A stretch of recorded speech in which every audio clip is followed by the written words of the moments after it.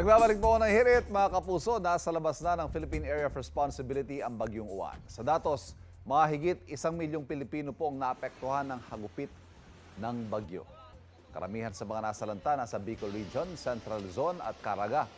Gayunpaman, marami pa rin ang nagpapasalamat na hindi ganun katindi yung naging pinsala ng Bagyong Uwan tulad sa inasahan.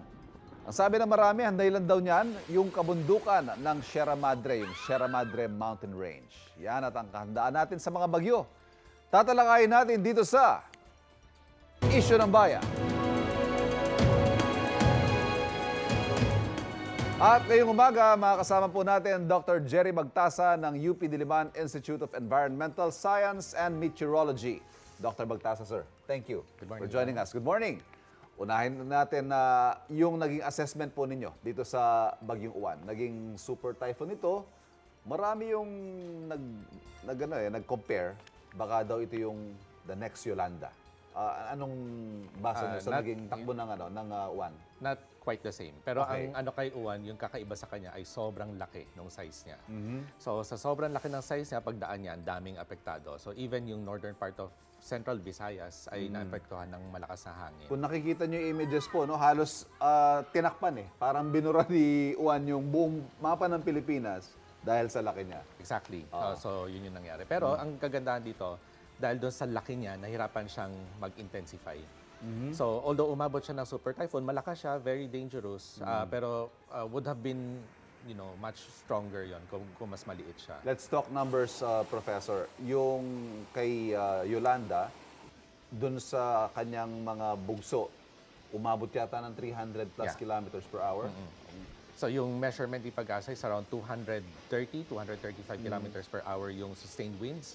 Abot ng 300 yung mga gusts for Yolanda. Samantalang dito kay Uwan is around 185 kilometers per hour yung sustained, around 230 yung sa gusts. Okay, kaya kung maalala nyo ho yung Yolanda, napakalalaki ho ng storm surge. Doon na napunta sa kamalayan ng mga tao yung daluyong yung storm surge. Na parang ga-building ho yung taas ng mga waves. Yeah, right. Ito ho, observation din ng marami, buti na lang. Hindi nangyari yung worst case dito sa Bagyong Uwan. At sabi nga nila, dahil daw yan sa Sierra Madre.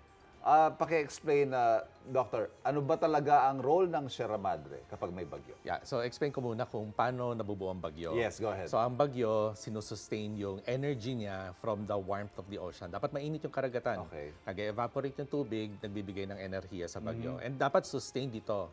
So once na ma-cut off itong power source ng bagyo, dahan-dahan, biglang babagsak yung lakas nito. Okay. So ang bagyo, kapag tumungtong sa lupa, naka-cut off yung source ng mainit na karagatan kasi lupa na siya, di ba? Yes. So babagsak at babagsak yung intensity ng bagyo. So may pag-aaral kaming ginawa. Ang ginawa namin is kung ang bagyo na tumatama ng Luzon, gawin nating flat yung Luzon. Sa isang banda, gawin natin na nandyan si Sierra Madre. Okay. So whether nandyan si Sierra Madre or gawin nating flat, yung pagbagsak ng intensity ng bagyo ay almost the same. Okay. So ibig sabihin, ang malaking factor na nagpapahina sa bagyo tuwing nagla-landfall ay yung kalupaan. Of course, may effect si Sierra Madre. So tulad nga ng sabi ko na kung malakas yung hangin, magtago ka sa likod ng puno, di ba? Magiging mahina yung hangin, pero hindi ibig sabihin na yung puno, pinahina niya yung bagyo. Okay. So kung magtatago ka sa likod ng isang malaking bundok, hihina yung hangin, pero hindi ibig sabihin na yung bundok, pinahina niya yung bagyo. Okay. So, yung nararamdaman nating intensity, yun yung humina dahil nagtago tayo sa puno. But Yes. it doesn't necessarily mean na humina yung bagyo dahil sa puno. Yes. Okay. Malinaw po sana yon. Ito, Prof, viral din online yung tila pagbasag daw ng Sierra Madre sa mata ng bagyo. Kasi nga naman, para nakita mo, nawala nga naman yung mata habang tumatawid sa Sierra Madre. Ano ba explanation nito from the scientific point of view? Yeah, so unang-una, yung mga bagyo nagkakaroon ng mata ay typhoon category. So Okay. mga tropical storm hindi yan nagkakaroon Hindi, ng mata. okay. So nung tumama si Uwan, actually typhoon pa rin siya, 150 kilometers per hour on land. So malakas pa rin yon. So nangyari, pwede ko bang... Yes, go ahead. Yan. So itong slinky na to, so pag nasa ibabaw, satellite image, nakikita natin itong butas sa gitna ng Yes, bagyo. yes.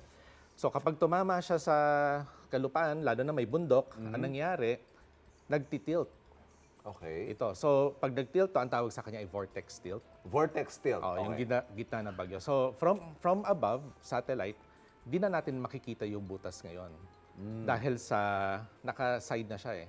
And possible na ito, bigla siyang tatalon papunta sa kabilang side. Okay. So, mahirap matrack ang bagyo kapag nasa lupa. Pero paminsan, bigla na lang siyang all of a sudden lalabas sa kabila. Pero hindi ibig sabihin, Dr. Magtasa, na porket hindi mo nakikita yung mata, nalusaw siya. Yeah, obscured lang siya. Obscured, natakpan. Yeah. Mahirap maaninag pero more or less nandiyan siya kasi typhoon pa rin siya. Okay, yan.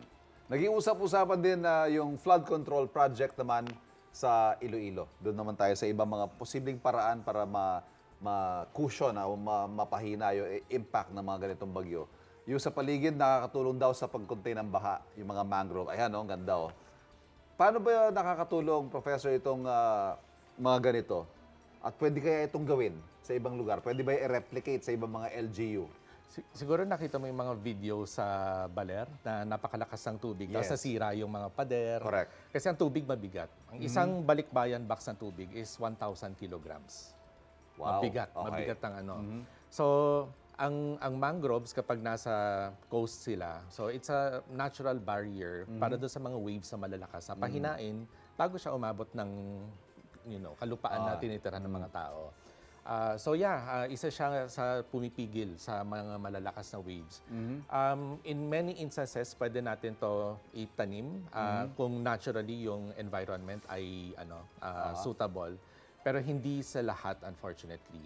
Although maraming mga lugar sa, say for example, sa Manila Bay, na naturally before, may mga mangroves, tapos naputol na siya.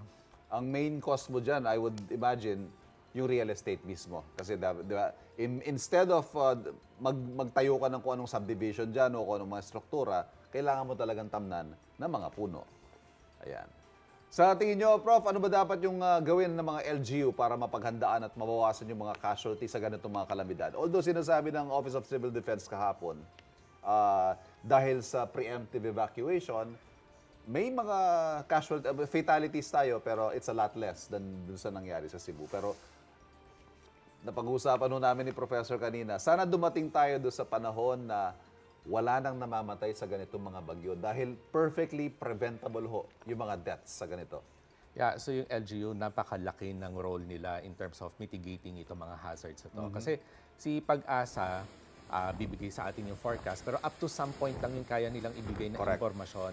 So si Pag-asa, hindi niya kayang i-memorize yung lahat ng rivers, creeks, maliliit na mga daluyan ng tubig. It's the LGU that can do that, Right. up to the barangay level.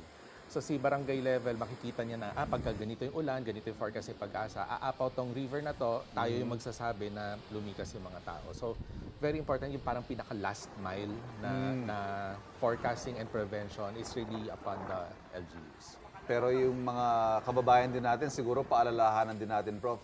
Marami kasi sa mga kababayan natin, hindi, sa buong buhay ko, 50 taon na ako nakatira dito, hindi aabot dito sa bahay ko yung tubig na yan. Kaso umaabot eh. Di ba? Baka ho pwede natin silang paalalahanan na dahil sa climate change, dahil, I don't know, for whatever reason, there are a lot of factors na nakaka-contribute dito sa mga unprecedented na flooding. Yeah, year after year, all over the world. Yan yung laging sinasabi. Unprecedented, never sa memory nila. Never na before seen, oo. oo. Pero paulit-ulit. So, ibig sabihin, mangyayari at mangyayari to. And yes, partly because of climate change, yung pag-iinit ng karagatan ng mundo, isa to sa nagpapalakas at nagpapaulan sa mga bagyo. So, kailangan lang talaga natin paghandaan. Imagine natin yung pwedeng mangyari, worst case scenario. Yes. And from there, tsaka tayo magplano. Huwag ko natin iasa lang sa gobyerno. Kailangan nila ng ating kooperasyon at partisipasyon para sa kaligtasan ng lahat. Dr. Jerry Magtasa ng UP Diliman Institute of Environmental Science and Meteorology, maraming salamat po. At magbabalik po ako ng hirit. Wait! Wait lang! Huwag mo muna i-close. Mag-subscribe ka na muna sa GMA Public Affairs YouTube channel para lagi kang una sa mga latest kwento at balita. I-follow mo na rin ang official social media pages ng Unang Hirit. Thank you. O sige na,